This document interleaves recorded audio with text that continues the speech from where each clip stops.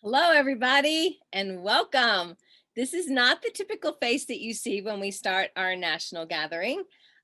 Ginger, who normally is on here, is with her mom who had surgery. And so she needed to have the night off. And we said, of course, because as a team, we support her and wanted her to be with her mom.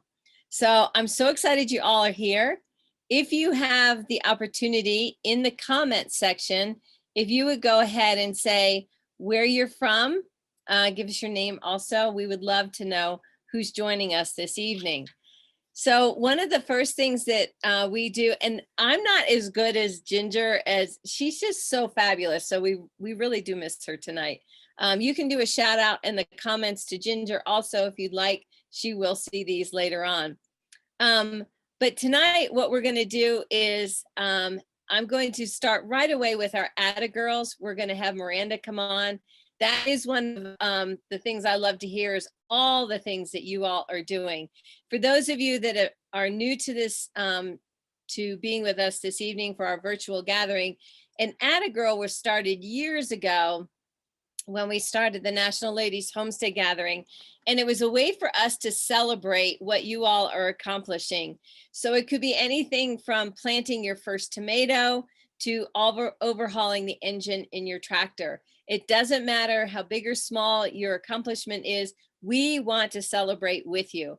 So every month on our virtual gathering, Miranda comes on and shares with us what women are doing across the country, the accomplishments, so that we can celebrate and cheer them on and encourage them in their homesteading endeavors. So Miranda, if you want to get on and share some of your Atta Girls that you have accumulated, we would love to hear from you. Hi, ladies. I'm so excited to be here and share these Atta Girls this month. If you're ever interested in sharing your Atta Girls with us, please pop over to our online community. The URL is community.nlhg.org, and you can find our Atta Girl post and share what you've accomplished over the last month. And just like Cindy said, nothing is too small to share. So get in there, share these Atta Girls, and I might read yours on our next virtual gathering. So let me get started. Molly Fickus said she built a chicken tractor from just an idea. She saw one online and liked it, and the hubby cut it out for her. She said it's for her meat birds. They'll be processed in about 4 weeks. Sarah Waller said she slaughtered and processed 2 hogs all by themselves, filled their second freezer with meat that they raised. The kids enjoyed the process too. Let's see, who else have we got on here? We've got lots of pictures on here too. So check out this post if you hop over there. Lorenda Barnes said that she painted her pantry. Finally, it's been 5 years, she says. She repainted the walls in her house and the entryway, got the greenhouse and garden planted, and made 25 blocks for her first quilt, which will be a birthday gift for her 3-year-old grandson. Monica Mitchell shared that she got a hole in the roof of her goat barn fixed that a branch had made during a windstorm. She said she's now rebuilding that section for her meat chickens. The chicks came in the mail last week. She got 10 for her first batch. Then she got 5 giant chickens to try to raise, hatch eggs, and have an ongoing supply. That is amazing, Monica. She said that her vegetables are in, flowers are in, and she feels like she's behind. Monica, I think you are doing just fine. Esther Arkfeld said that she started construction on her milk parlor, canned the most amazing tasting nectarines, jam, and nectarine salsa, and her Jersey calved. Let's see, who else have we got here? We have Rayanne Mayfield, and she said, my daughter and I harvested honey for the first time from our hive. We made our own non-mechanical harvester and used the crush and strain method to get over 1.5 gallons of honey from our girls. They'll be rendering the beeswax, and over the weekend make some lip balm and wood butter with it. I am so jealous of all of you ladies that are harvesting your own honey. My mouth is watering. Daphne Robert Hamilton said that they got their metal roof on their house that they're building with their own hands without any contractors. Atta girl, Daphne. And then we've got Teresa Chavry, who said, I got my first 2 hens, Fred and Wilma. She says that it got hot and Wilma died from the heat, so she got another hen and named it Red. She said that Fred gives her blue and green eggs, and Red gives her a light brown egg. She's cobbled together a chicken coop and a run. So her next project is to build a proper coop and run. Atta girl. There's nothing like coming back from something that you weren't expecting and making it work for you. So atta girl, Teresa. That is fantastic. Jennifer Kinsler said that she canned for the first time in probably 15 years. So far, she's canned diced tomatoes, cucumber relish, spicy tomato soup, and she's currently working on 14 and 6-day pickles. I get really hungry when I read these Atta girls. There's lots of food-centered ones, and after I'm done reading these, I need a snack. Karen Hart shared that she made her first ever tincture. She says that the Sandusky County, Ohio chapter was doing a make and take, and she felt safer doing it there with them than on her own. Atta girl, Karen. That's fantastic. So, and then the last one for night, Trina Reynolds said that she dug her first potato crop of the year and replanted the bed for a second go around. Atta girl, Trina. I want to thank everybody that participated and put their Atta girls in. It's fantastic to read these. And again, if you want to get yours in here, just visit us at community.nlhg.org. Thank you, ladies. Yay. I am amazed when I listen to all the stuff that you guys are accomplishing. So if you don't know, I am here in Montana. I live in the Rockies, and I have not killed tomatoes yet. This last week we had 3 days of frost in the morning. Mine are still barely alive, but they still are alive. And we just finished our arnica harvest. And so little by little, I'm creating this tiny little homestead here in the Rockies where I am. So, but to all of you that have your chickens and your cows and your huge gardens, I applaud you because I know how much work that is. And really appreciate you getting on and sharing with all of us. One thing I neglected to say, we are not doing the spinny wheel thing because truly nobody can do that like Ginger. So we just opted tonight. We're going to wait till next month. So those of you that are on here for the first time this evening, we normally have a wheel and we have giveaways, and Ginger loves to give stuff away. And there's all kinds of cool stuff that we give away. However, the one thing we will be doing is we will do a VIP giveaway at the beginning of next month's National Virtual Gathering. And that's going to be on homemade home cleaners. And so be sure if you're a VIP and you signed in tonight and you registered, your name will be on that wheel at the beginning of next month's virtual gathering. Okay. And again, for those of you that are new here and don't know what a VIP is, they are our members that pay a monthly fee, and we have all kinds of discounts and teaching courses that you have access to, and we're building monthly all the benefits that go with our VIP members. So if you're interested in doing that, be sure and go to our website, National Ladies Homestead yearly. Sorry, did I say monthly? I tend to mess that up. Okay, it's yearly. It's $35 a year for all these amazing benefits that you get. If you go to our website, nlhg.org, you can see on there, oh, thanks, Jess. Jess just posted it for us. You can find out where you go to sign up to be a VIP member. I mean, truly, for $35 a month, that's nothing compared to all the benefit that you get, the discounts that are on there, the educational courses that you have access to. You also get first access to all of our virtual gatherings that we have done. And so you get to see them first, especially like tonight with Janice. I'm sure she's going to bring us great, great content, and you will be able to have access to that right away after we put this up on YouTube tomorrow. I think that's Jesse's job. And just like Cindy said, everyone who's here tonight, if you're not a VIP member, I can't see that you're not a VIP member tonight. So if you join tonight, then you get to be entered in that, whether you're a VIP member right now or not. I don't know. It doesn't matter. It won't know until I pull it up. So if you want to join, like Cindy said, it's $35 for the month. I mean, for the year, not for the month. See, now she's got me saying monthly, and I'm all but it's $35 for the year. It's totally worth it. I hope that you guys can join and get all those special discounts. Before I give it back to Cindy and back to Janice, I wanted to let you guys know that I have a poll for us related to this. We like doing these polls, and Cindy's right. Ginger's just the best at all of the giveaways. And so it's hard to like compete with how amazing she is. Oh, we got people from North Carolina. If you haven't dropped in the chat where you are, go ahead and drop it in the chat. We always like to see where you guys are from.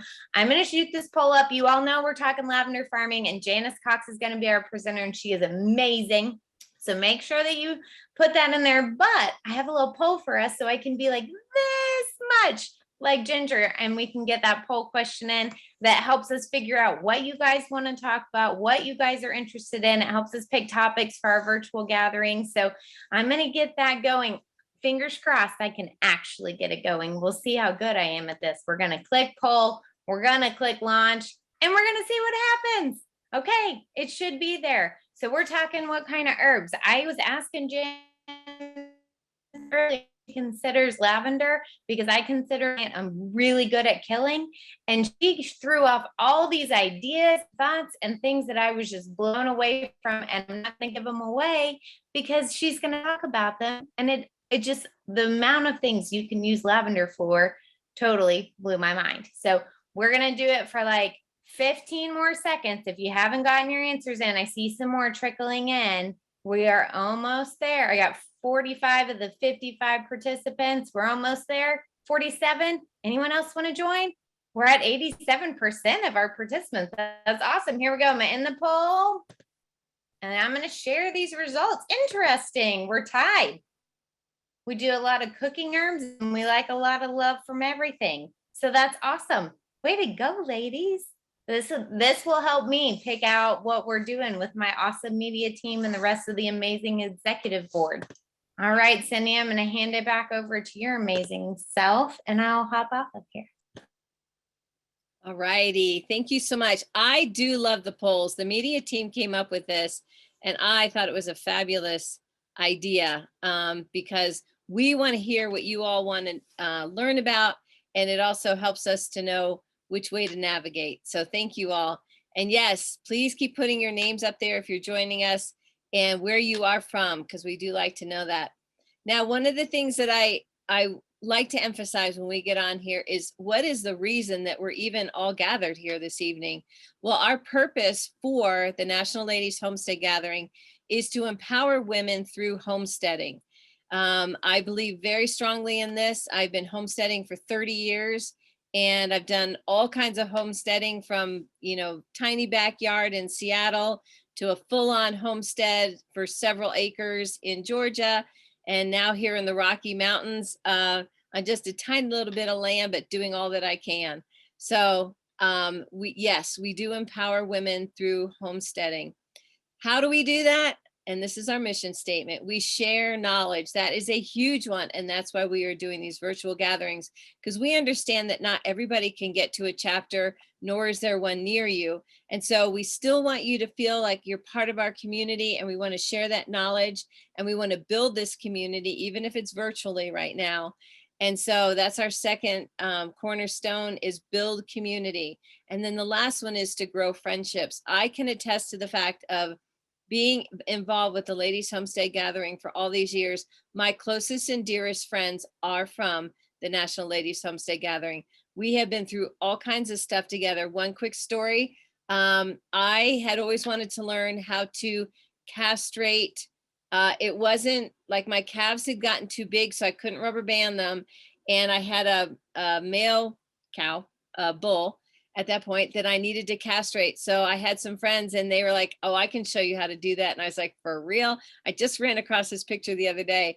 And so yes, head gate, scalpel, I did it. And I have a picture holding up the testicles that I had castrated. And so, where else are you going to find friends that are going to do something like that with you? Nowhere but here at the National Ladies Homestead Gathering. So yes, we grow friendships, build community, and share knowledge. And speaking of sharing knowledge, I wanted to tell you a little bit about Janice Cox, who is coming to speak today. I've never told her this story. When we first moved to Georgia, and of course now we had all this land, and we had started homesteading. Everything that I had been learning for 9 years, like I exploded on this parcel of land. And a friend of one of my girls sent my daughter Lauren a book on how to make your own salves and stuff for your lotions and all that kind of stuff. And I was enthralled with this book. And it was by Janice. It was one of her earlier books. And we made a lot of the recipes that she had in that book, because I have 5 girls. And so we were all wanting just stuff for our skin. And so it was a couple of years later, and I went to Oregon to speak with Mother Earth News. And we were at that time doing a scavenger hunt. And so Trina Reynolds and I were traveling all up and down the Pacific Northwest. Well, Janice came up to me and she said, "Hi, I'm Janice Cox. I've been following your scavenger hunt," because we were posting all this stuff about what we were finding. And I was like, Janice Cox, she's the author of that book that we used all the time. And I was just a bit starstruck because it was Janice Cox. And so anyways, we have become friends because she's also a speaker with Mother Earth News. And so it's those yearly conference friends that we have become. And so anyways, I was so excited when I talked to Janice and asked if she would come and talk to us about lavender farming. But Janice has all kinds of books that are out there. And Janice, I really hope you'll share tonight what other books you have written. But I am thrilled to have her on here. The downside is, because we both speak at Mother Earth News, I actually have never been able to hear her speak there, because we typically are on the same speaking schedule. So when I'm speaking, she's speaking. So I'm thrilled that we get her all to ourselves tonight, and I get to sit through her entire talk and don't have to go anywhere. So Janice, come on and share with us what you have to teach us about lavender farming and all the other cool things that you do.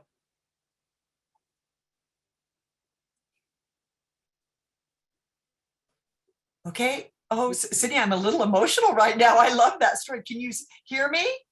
I can hear you, but I need to I don't see know how to do the camera. Somebody else has to do the camera, I think. No, go down to the bottom and it should have a red. Oh, okay. Maybe. Oh, here you are. I'm here.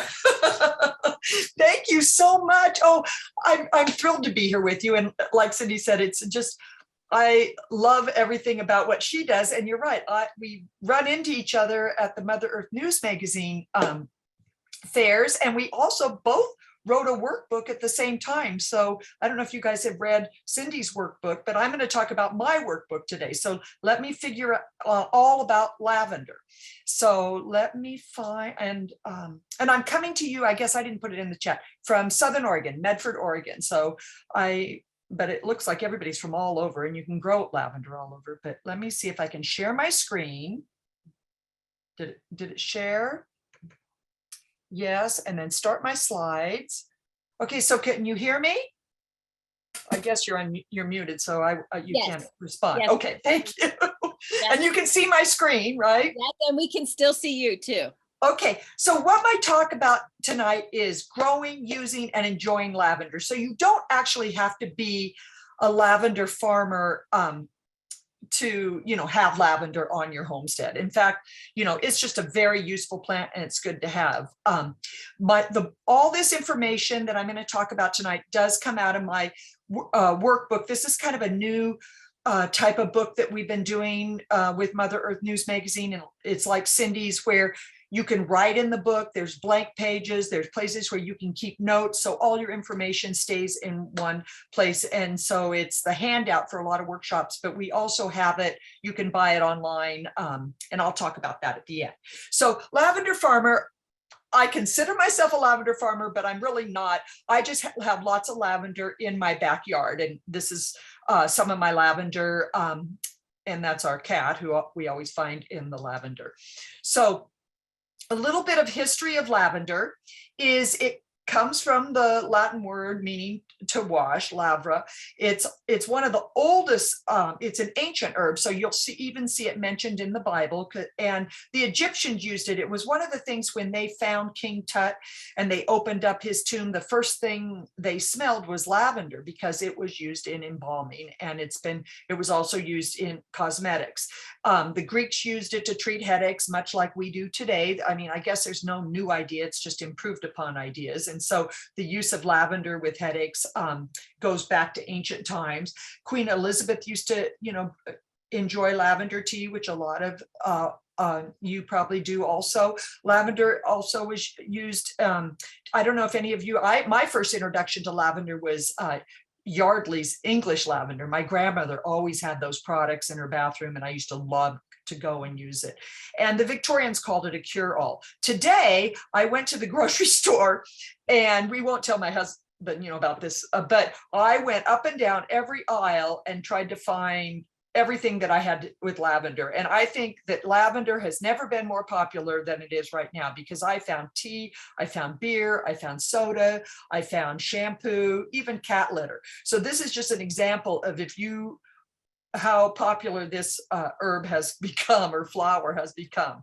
And I think it's because of all the benefits that it provides. It's antiseptic. So, during the last 2 years with what we've just been through in this country, a lot of people really turned to lavender because it's antiseptic, it's anti-inflammatory, it reduces anxiety. So people like the scent of it. It's a sleep aid. A lot of people will put it under their pillows, or you'll see it at hotels. I've even stayed in some hotels where they have a little spray bottle of lavender on that you can spray your pillows. It treats skin issues, it relieves headaches, and it calms your sunburn. It's an antioxidant, so like a lot of things, like it will increase our body's level of and help us prevent stress and keep us healthy. So let's see, it also reducing stress, keeping you calm. People like the scent of it. A lot of times people will keep a little vial of lavender oil and just massage their temples or their pulse points with this. It's good when you travel. It also is very healing. So a lot of times you can make, I know I heard somebody saying that they're harvesting their beeswax. Well, you can make a simple lip balm that I kind of say is a multi-use product, just with some lavender oil and coconut oil and beeswax, and you can use that to treat, like if you have a scrape or cut or an insect bite. It's a great little multi-use product. So in the home, you can use lavender. A lot of people use it as a linen spray. You can use it with your pets. You can cook with it. I think I have a list of that. It's good for freshening the air. It's a good household cleaner. People will sprinkle it in their pet beds or around in their house in their carpets to kind of keep pests away. It also it's a linen, people will spray their linens with it, and then that's kind of an old-fashioned thing, and then iron and then put them away, and that helps keep fabric eating pests like moths out of it. And it has a nice calming scent. It's a culinary herb too. A lot of people, I think, like to use it in baked goods. It's also, for meats, you'll find at the store the herb de Provence blend of herbs. Well, lavender is a key ingredient in that, and you can also easily make your own herb blends at home. Simple syrups, people a lot of times will just boil water and sugar together, but you can also infuse it with lavender and use that in creating in your coffee or in your tea or in cocktails. And it also infuses well in butters and oils and sugars. You pretty much can infuse everything with lavender. So I'll talk a little bit about the plant.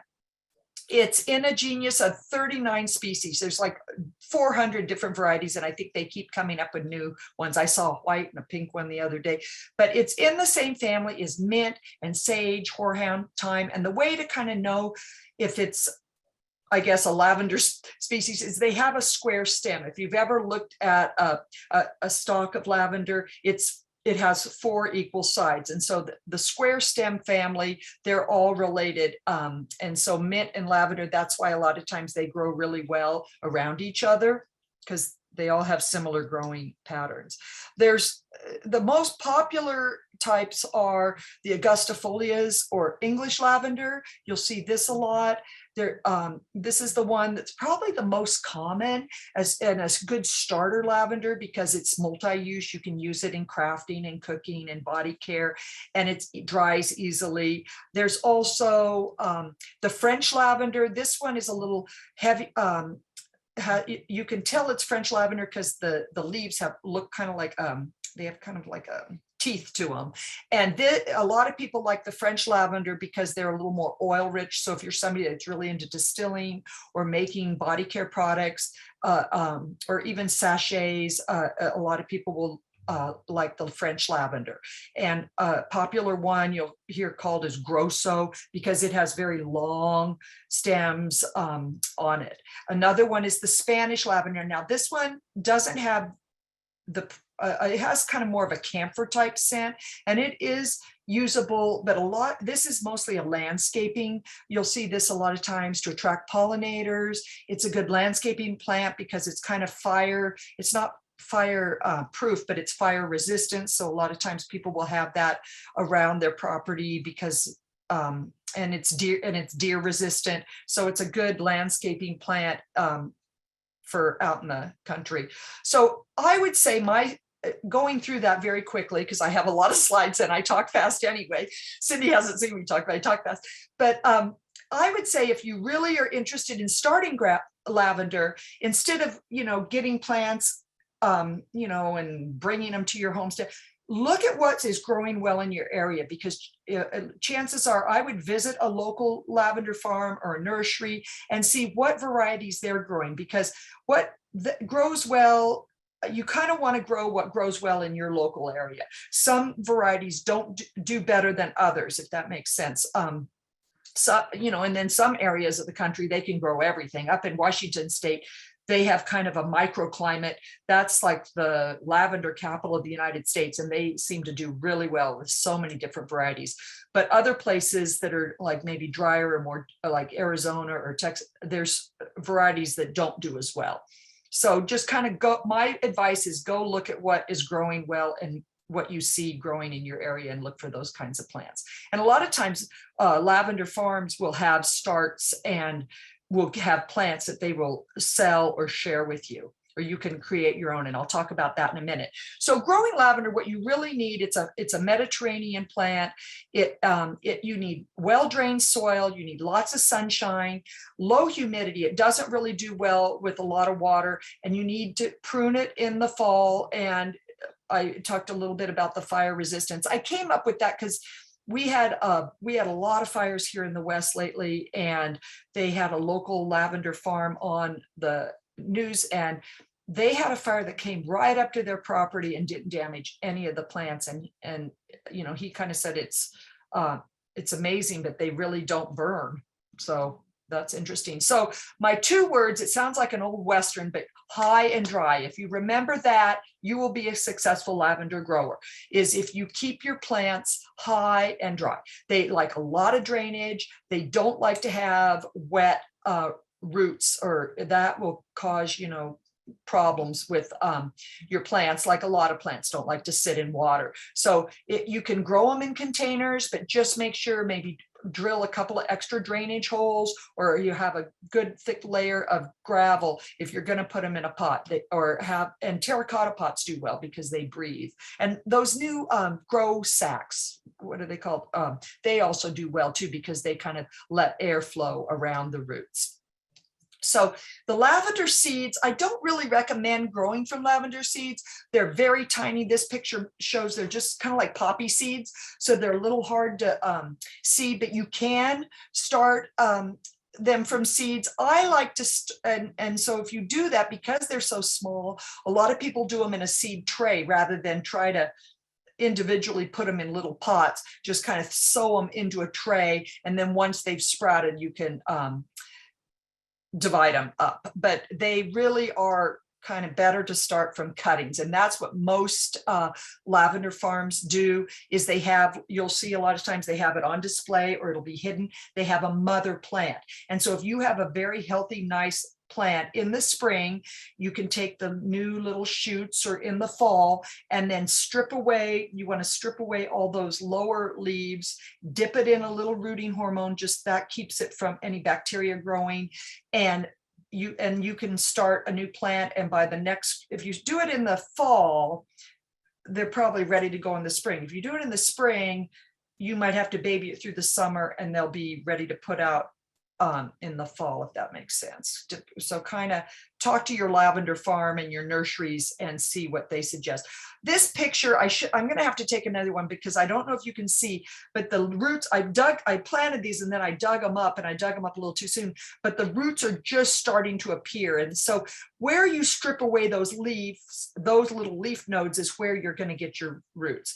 But starting them from cuttings and plants, and if you prune your lavender, which most people prune them in the fall, again, sometimes you will have lots of cuttings, so you won't have to worry. So you kind of can have a free lavender farm right away just after you prune your lavender. Okay, so a little bit of numbers here. An acre of lavender will give you about 300 to 1,800 pounds of dried lavender and about 2 gallons of essential oil. So you can kind of just play with that number. It takes 3 pounds of lavender plant material to produce about 3 teaspoons of oil. So it takes a lot of plant material. That's why, you know, a lavender is a pretty easy plant to distill, but that's why you'll see that the essential oils or the distilled oils are so much more expensive. So a cheaper version a lot of times is you can just infuse the dried buds in like a natural oil. So depending how you're going to use it, but if you are doing distillation on your homestead, you might you'll need a lot of plant material. This is just a kind of a diagram of, you know, the distillation process, which, you know, I won't go into too much in detail, but all the plant material is put in on one side. It's heated up with water, and as the steam goes up and through a cooling, it'll drop down into the final container. And if you look real closely, you'll see the oil floating on top, and then people kind of pipette it off or pour it off. The water that's underneath that is called a hydrosol, and that's different than like a lavender tea. That's water that's the byproduct of the distillation process. And so again, that's very nice. It's people use that on their skin and hair. And it's this is a picture from our local lavender farm where they let people bring in their plant material. And then first, I think here it says $60. You can distill it at and use their facilities. So that's also another option if you know somebody that has a still and you want to try this. This is at another farm. This is kind of a big operation, but I think if you look in that jug, that I think Artho's called like a carboy or something like that. But if you see a very faint line, that is the oil. The oil is a darker color that's coming out of it, but that's quite a bit of plant material they're using to get that much oil. And then there are some you can buy your own still. A lot of people that like the copper one on the right, I think they're a couple $100. I always see people selling them used. So it might be one of those things that you get it for a while and then it's not for you. So you might look on the used market first. There's also here in Oregon, at Oregon State, there was somebody that developed one that you can do in the microwave. And that's a little pricey, but the way it works is you freeze these big ice cubes, and that you can't see it, but it screws into the lid of that thing. And then you fill the pot with lavender and you put it in the microwave. And as the ice melts, it creates a steam, and then, or I guess it creates a steam that then drops down there's a little beaker in the center of that. And you can kind of make one of those on your stovetop too. And that's a whole nother talk. I'm not going to get into distillation. You'll have to have me back for that. But my tips on harvesting, you know, is harvest on a dry day, because if you're drying these, you don't want any extra moisture. I just kind of throw a cotton tea towel out, or not tea towel, tablecloth out on my lawn, and I pile everything on that and let it dry. Some people will put it in a pillow sack. Some people will put it in bundles. This is here, I'll go back that. Well, I don't know if I can go back. Oh yeah, I can. So, and I'll talk about that. If you're going to bundle it, make kind of like an okay sign with your hand, and don't make your bundles any bigger than that, because you really don't want big bundles, because again, you don't want any extra moisture or mildew or mold to develop. And then my harvesting tip is think about how you want to use your lavender.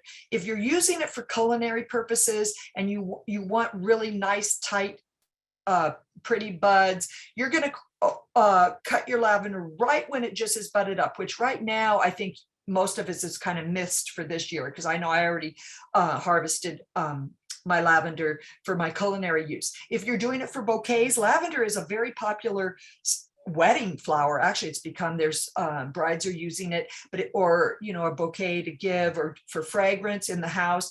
You can wait until the buds are about a third of the buds are open. Again, you don't want them totally open, because then you'll just have twigs, because they'll just fall off. But if you are doing it to attract bees and you're using the buds, then you can wait until they're just all the way open, collect that, and then they'll fall off the stems very easily. I wouldn't use that if you are crafting and you're making those lavender wreaths. You want to make sure it's when it's just the tight buds, because then that way they will stay on the stems and you won't just have like purple rain all over your house when you're crafting. So here is an example of those bundles. Again, you don't want to get them too big. You can lay them out. I lay them out on tabletops. The best is if you can kind of keep them out of direct sun. That'll keep their color looking really nice. Some people also hang them from, you can get some of that animal fencing and make a mesh and hang them that way. You can hang them from chains. I like to make drying trays. I just make a simple rectangle, and then staple gun some window screen on the back of it, and you can put some corks on it for feet, and that works really well. And this works for any herb, not just lavender, but you can make some drawing trays that way. And then this is usually how I do it. This is at my house, is I just lay it out on the tablecloths and keep turning it. I walk like maybe once or twice a day and keep walking by it, and then I pat it down. Oh, this is my dining room. I know I said this I think in my talks, that a lot of people want more bathrooms. I want more table space, more dining rooms, because I have all this lavender I'm piling up all the time. But it gets kind of messy. But for me, my dad was a wheat farmer. And so this is kind of my way of just thrashing. I kind of just thrash it around and move it around, and all the buds fall and scoop up the buds. The way a lot of people will do it, they also will hold the bundles and just kind of massage it over a bowl, and they drop out into the bowl. You can also buy debudding machines if you're really going all out and you have a lavender farm. And this is just kind of like brushes that work on a rotating basis. And I've even seen some that work on a power drill. And so you stick your bundle into that slot and it'll just take off all the buds. If you really want to go all out, there's a harvesting machine. I'm a member of the United States Lavender Growers. I'm not a lavender grower, but anybody can join this group. And they had a convention in Charleston, and I went to it, and everybody was excited to see this machine, because you just fed in the bundles of lavender and it cleaned it all up, and out came just bucketfuls of buds. And so if you have I think they're kind of pricey. They might be like $1,500, but if you're really into for your farm, a lot of farms have gone to these harvesting machines, or they bought them in co-ops where they kind of share it, and they, because you will only need it during the harvest season. So this is kind of what I end up with, just a big, after all my thrashing around. And again, there's all different ways, and maybe in the comments people can say if they have a better way. I know one friend of mine, like I said, puts it in a pillowcase and kind of flings it around her head, swings it around and pats it, and then dumps out the buds. But I just keep going until I get a big bundle of that, and then I save the stems. Everything's good in this plant, and so I save all the stems because it makes useful bedding for your pets. It works well in chicken coops. You can use it. I've even seen, I think some farms now are calling it chicken herbs, and they're selling the stems and things. I make fire starters, so I just take my stems and I tie them up, and this is a nice holiday gift I give people, is these fire starters. People also use the stems as natural toothpicks or skewers, or if you're somebody who smokes meats, they use it to kind of create, I guess, interest in their smoking. I'm not a meat smoker, but if you are, So again, you want to prune. This is lavender that's been cut, and then you're going to want to take about a third of the plant back in the fall. And then some people do it again in the spring. I don't always do that, but here's just kind of a little diagram where you want to, the more you prune your lavender. Now, I met one woman that she really cuts it down almost to the ground, but the more you cut it, the longer it will last, because it won't get, if anybody's had an old lavender plant that they've never pruned, it does start getting kind of woody, and it kind of it'll just keep growing, but the inside will get kind of woody and dark, and eventually they break open, and they don't last forever. Some lavender, I think, but with proper care, they'll last longer than others. I think an average is maybe 5 years for a lavender plant, but I've heard of some going, 10, 12 years with proper pruning. So, I guess I have any questions, but I'm going to save that for the end because I think I have a few more slides.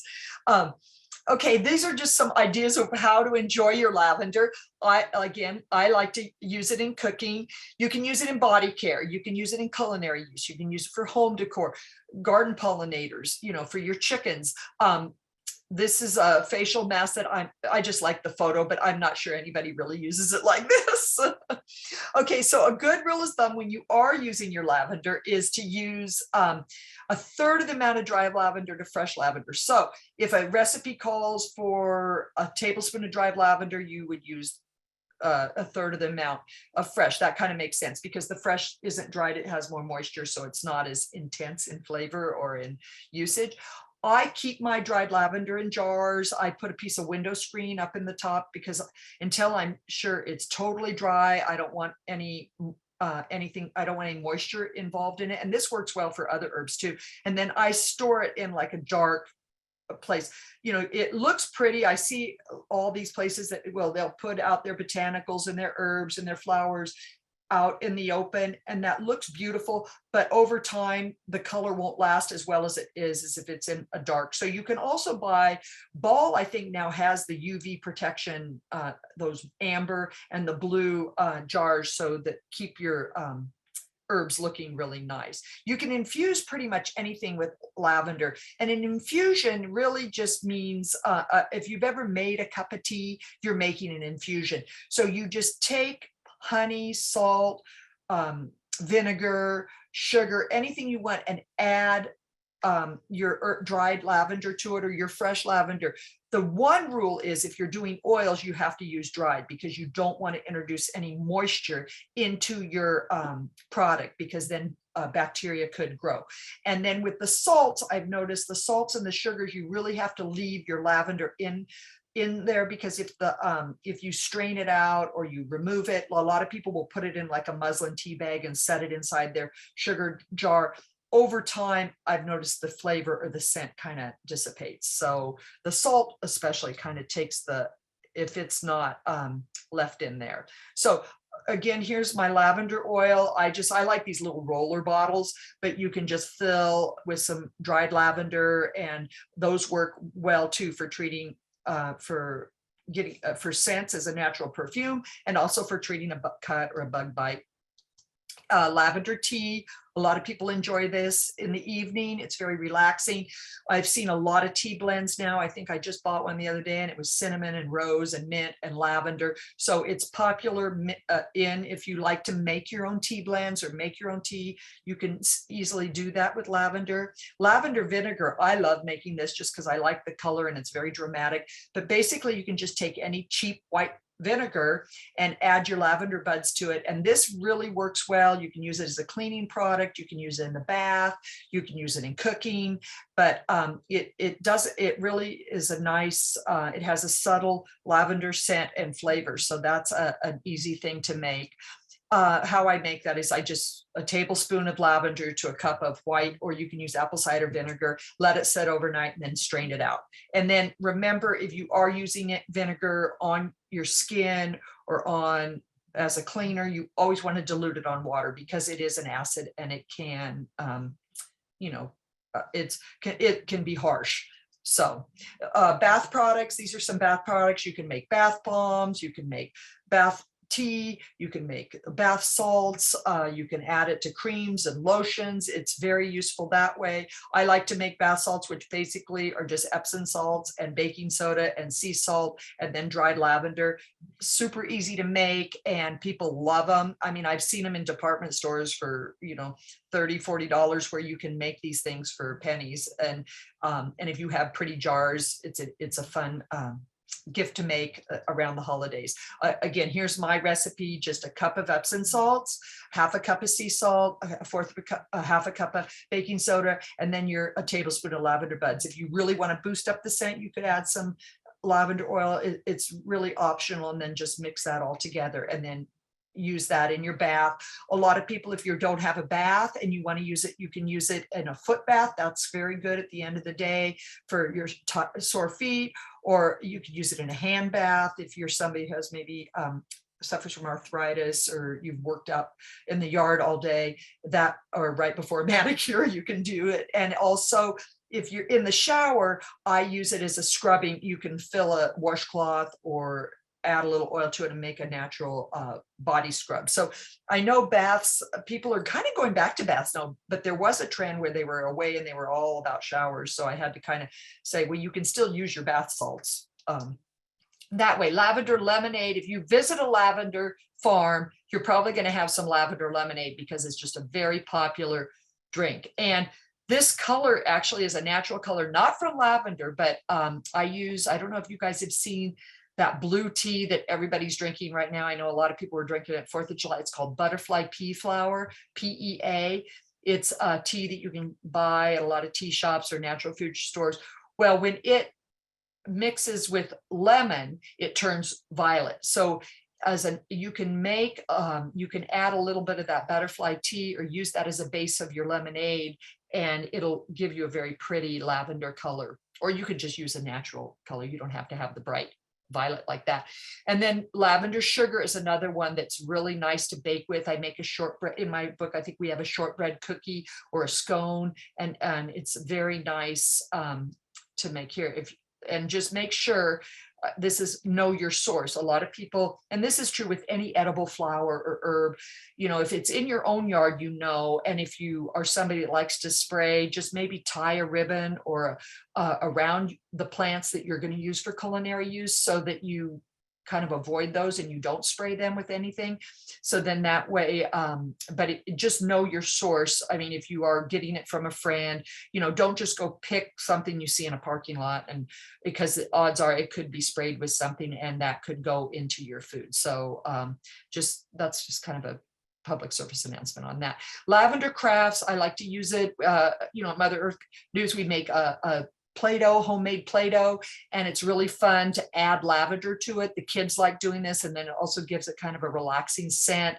And you can naturally, I think this is colored with hibiscus tea, but that's a fun thing. Actually, not just the kids play with it. I have a lot of adults that come and do the Play-Doh also. And then last year we have a fundraiser in our town. We raised money for our local theater, and it's a gingerbread contest. So I kind of made an herbal gingerbread house, and I covered it with lavender. So it's fun that way to craft with. Sachets, that's probably the number one way of making using lavender. Is if you like to sew, you can make those body pillows and little trap pillows that you can tuck in your shoes or in your suitcase or in your drawers to keep pests away or keep things smelling fresh. And lavender wreaths are another thing that there's workshops you can attend, or maybe if you're a wreath maker, they're easy to make, and you can add other herbs to it as well. I think this has some yarrow and some rosemary. Lavender wands, a lot of people like to make these. And again, that's where that French lavender with the very long stems come into play, because you can you need the long stems to kind of bend over so that you can weave the ribbon through. And I think there's like YouTubes and on Pinterest ways to do it if you want to learn how. I have it in my book too. So pollinator friendly. If you want to attract pollinators to your vegetable garden, plant lavender. It really will bring the bees, the dragonflies, the butterflies, everybody seems to come into the yard. I have another book on loofahs that I write. And when I went to loofah farms, they always have big pots of lavender outside all the greenhouses, because loofah is a crop that really needs pollinators, just like squash or pumpkins. So you'll see a lot of people will plant lavender around their vegetables to increase the amount of pollinators to their yard. There's a picture at the loofah farm. You can't see the loofahs, they're inside that greenhouse, but they had big lavender plants outside. Chickens like lavender. And I've talked to my chicken raising friends. I don't have chickens, but this is true. They seem to really enjoy being around lavender. And so I would grow some lavender next to your chicken coops. It helps keep pests away. It keeps some people say that it keeps the hens calm and they lay better eggs. You can add it to the nesting box, and it also, that lavender vinegar makes a nice coop cleaner. So this is my recipe for the chicken coop cleaner, which is basically just making the lavender vinegar and diluting it with water and putting it in a spray bottle. So that's something you might want to try if you're a chicken farmer. So I encourage you to visit a local lavender farm, or if you're traveling if you don't have one in your local area. Again, I'm a member of the United States Lavender Growers Association. If you go on their website, they a lot of times list lavender farms, or just a quick Google search, you could probably find a farm. I also always say, this is up at one of the Mother Earth fairs. We had it in Kansas in the fall, and we had an event out at a lavender farm, and everybody thought that was kind of crazy. Why are we doing it? Because there's no lavender. But it really was probably one of the best events, because people really didn't realize all the things that go on behind the scenes in a lavender farm. And we had some pruning demos, and we got to see, what the plants are looking like, getting ready, going into winter. And they also were harvesting. So, a lot of the lavender festivals are all around when the buds are out and the lavender is beautiful. And that is definitely a time to go. But it's nice to kind of go out and look at the slow time, because a lot of these farms are also open, all year round. And so you can really learn a lot just seeing the plants. And they have other plants too, sometimes growing. And look for it in different places. I've seen it. There's the photo, the one photo is of a distillery where they make lavender gin in Maryland. I've seen it at the beach. I've seen it, up in, that's one lavender up in here locally in Oregon. So, look for lavender, you'll find it. Now that I've probably talked more about lavender you want to know, but you'll see it in a lot of places. So before I take questions, you can go on my website if I've skipped over something or you have a question after you've done watching this, send me a message. I'll answer it. Also, there's a lot of good information on the Herb Society of America. If you go on their website, they have a lot of lavender recipes or information on a variety of herbs. They always have an herb of the month. So I always kind of push them if you have want more information, and the US Lavender Organization. And it's if you want to join that, you don't have to be a lavender farmer. It is supportive to lavender growers. So if you are a lavender farmer or a grower, that's a great group to be a part of, because there's a lot of information there. And then I sometimes put up recipes and pictures and stuff of lavender also on my Instagram. So that's it. That's my talk. I will try and figure out how to find questions. I think I have to, Cindy, do I unmute? No, I'll go ahead and read you the questions that some of the people had up here, and you can just go ahead and answer. Josephine asks, what is the best lavender for cooking? I think the English lavender, the Augustifolia is probably my favorite. But some people, it just depends. They each have kind of a little different flavor, and you can even kind of taste it. Lavender is a little bit goes a long way. I mean, you don't need a lot of lavender to kind of can overwhelm your dish. Like my sister-in-law she made ice cream, I think this weekend, and she just put a tiny bit, and you could really taste the lavender. So yeah, I would always start with a little bit. You can always add more, but right. But I think the English lavender, yes. Teresa asks, can the Spanish lavender be used as a culinary lavender? It can, but it has probably a very strong camphor-like flavor. Most people do not like the flavor of that. So again, maybe make it a tea or taste a little bit of it and see if it's something that you like. I think sometimes that Spanish lavender gets blended with other things that, that might balance it out. But I'd say it's not a common one you see. So maybe it would be, people might use it in a cocktail. Does that make sense? Yeah. Yeah. Okay. Rhonda asks, when using the lavender, do you strictly use the buds or are the stems used also? You can actually use the bud. Okay, the buds, the leaves, and the stems. When it depends how you're going to use it. If you're using it for culinary, it would be the buds. If you're using it for body care, you can use the buds and the leaves. Even the leaves, I've made, a skin scrub or a bath with just the dried leaves. They're not as strongly scented as the buds.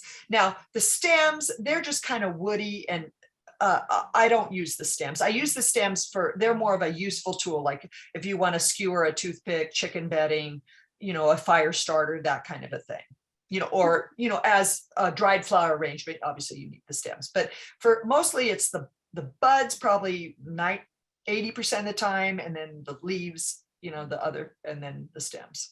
What do you think you could use the stems for, like shish kebab? Yes, you can. In fact, I have a friend that sells, she calls them cocktail picks, and they're the lavender stems.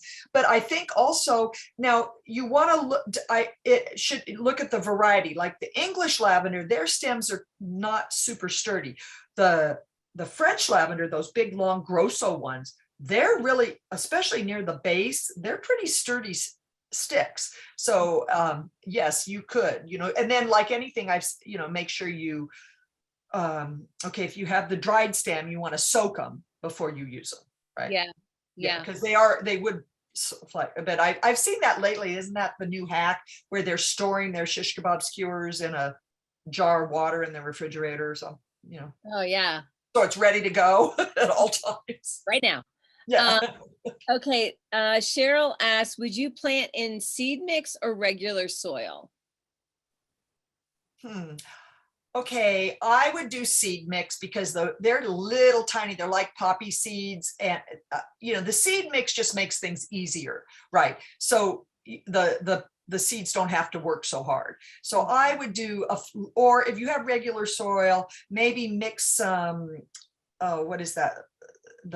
I can't think of that stuff. Vermiculite, with it, kind of make it a little lighter, easier for the seeds to pop through, and that you really almost don't have to. What I do, you could do the regular soil, you spread the seeds on, and then maybe some vermiculite and wet it all down. Does that make sense? Yeah.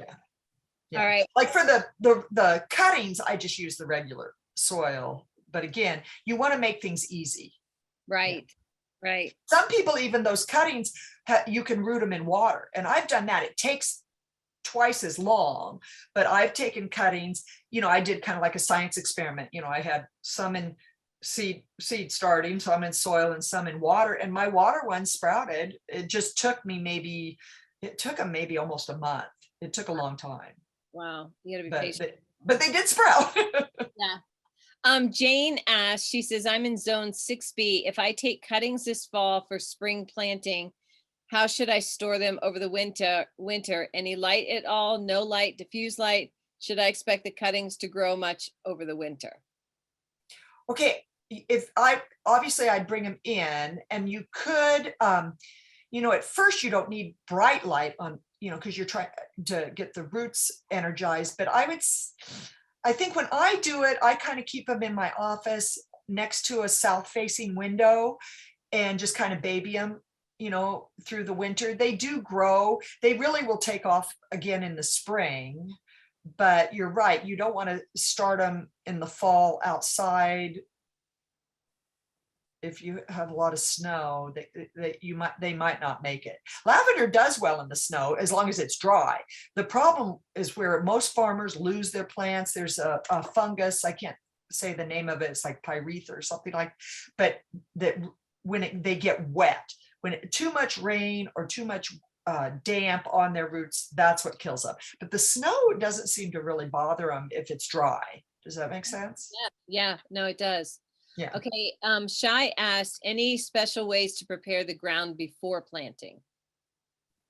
Drainage. So what I usually do is I dig a hole, I fill it with water, and see how quickly it drains. So if it doesn't drain right away, then you're going to have to either go to another location, probably easiest, or you're going to have to amend your soil with maybe some heavy bark, or even put some gravel in there. But you really, the key, they really, lavender doesn't like a lot of fertilizing. It's not picky about stuff like that.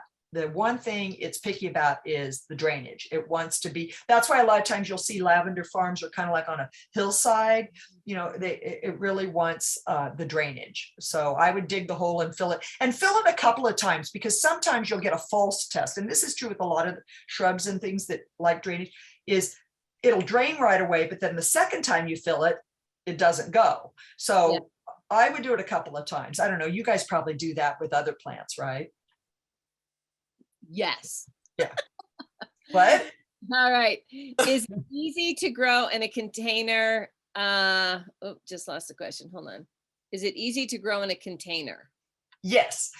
I have pots of lavender out, you know, in my, and it is easy to grow. Now, when it'll kind of start taking over the container, so you can't really divide it, but so you might have to go put it out in the yard, but you can easily do it in a container. Again, you just want drainage, lots of drainage. Like I always, when I buy those garden pots, I will always take my drill and drill like maybe 3 or 4 more holes in the bottom. If you're using the plastic or the metal ones, if you're using a terracotta pot, just make sure that, you know, that those are pretty good, because they will, you know, evaporate through the sides of it. So that's kind of hard to get those two wet down there, and especially if they have a good drain hole. And then those grow bags, now everybody are using those big grow, you know, the black fabric bags. Those work well too. But if you're concerned about drainage, you can always put more. You just don't want the roots sitting in water. Okay. And then we're going to do our last question, because then we're going to do our breakout rooms, and then Jess is going to move you around to each room. So it'll be a smaller group that you can answer their questions. But Diane Kelly says, I kind of want to know the answer to this one too. I live in Denver and my lavender is an annual. Do you know of a variety that is a perennial in the mountains? That's interesting. I wonder what, well, lavender in general is a perennial. So they die off here in the winter. So I'm wondering with they totally die. Well, I'm wondering if you, gosh, I would go to, I really have to think about that, maybe do some research on it, maybe message me that, because I feel like it's considered a perennial. So, but you're using it as an annual because probably your winters are so harsh, it just doesn't make it through. Yeah, I really do think that that's it. So I think what you would do is maybe either use them in containers and then put them in the garage, or in, you know, in the, bring them in, you know, or next to the house. Sometimes your house has a microclimate. If you have a concrete patio, or you know, big stones in your yard, those will absorb heat, and those actually can kind of create their own like little kind of microclimate for your other plant. So you might move where they're at. You might use a container and just, you know, maybe wrap it. But I would also, if I know there's lavender farms in Colorado, you might visit a lavender farm and ask them what varieties they're growing, because, you know, I know sometimes I'll see varieties sold at the big box stores that are shipped all over, and they're not right for, that's why I always say it's better to go to a local nursery or go to a local farm and get, or even your master gardener area, you know, that's your community, not community, county extension service. They love to help with stuff like this. So talk to your county extension service and find out the varieties. Then you can shop that variety if you see it on sale someplace, right? Yeah. But I think that's what happens a lot of times. I know people that bought plants on vacation, then they drive them home and they don't do so well because they weren't designed for that area. Right. Well, it's fun. Shannon, thank you. She just put up a link here for the extension for Colorado. So Right. thank you very much for putting that up. All right, ladies, we are going to do our breakout rooms. If you're going to a breakout room, Janice, don't you worry. Jesse's got you covered. Jesse just Now, do put, I get rid of my screen? Should I get rid of that? no, Jess, come on here and tell us what to do. This is where Ginger knows this stuff so well right here. I've dropped the breakout room link in the chat for everyone who wants to head over there. So you just need to head over there and then you'll get your rooms assigned. Jesse is already over there. Janice, if you'll just hold tight, you can turn your video off. But if you'll just hold tight, I'll get you over there in just a second. Oh, okay. Right. For the rest of you, thank you so much for joining us tonight. Janice, phenomenal. Oh.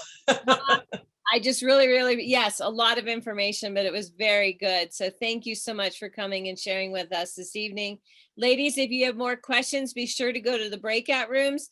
Janice will be transported via Jesse from room to room so you can ask her more questions, because I know I wasn't able to get to all of them. But thank you all so much for being here with us tonight. Thank you. Thank you very much. Yes. You're so welcome. Okay, now I don't know what to. Jesse's going to get you. Oh, okay, good. Oh, thank you.